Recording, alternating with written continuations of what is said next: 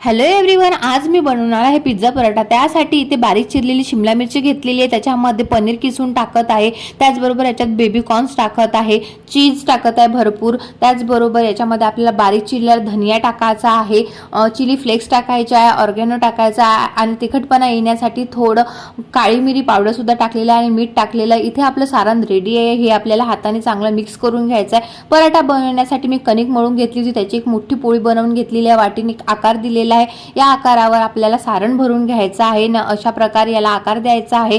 तर pizza base ऐवजी जर तुम्ही असं बनवलं तर मुलांसाठी हेल्दी होतं आणि मुलं आवडीने खातात, युवेंनी खूप आवडीने खाल्लेला आहे। पराठे आता आपल्याला भाजून घ्यायचं आहे, त्यासाठी मी तव्याला तूप लावलेलं आहे, तुम्ही तेल सुद्धा लावू शकता आणि पॅन मध्ये सुद्धा बनवू शकता। तर अशा प्रकारे मी इथे भाजून घेतलेला आहे आणि आपला पिझ्झा पराठा रेडी आहे। तर तुम्ही दह्यासोबत शेजवान चटणी सोबत खाऊ शकता। रेसिपी कशी वाटली कमेंट्स मध्ये नक्की सांगा आणि चॅनलला सबस्क्राइब करा।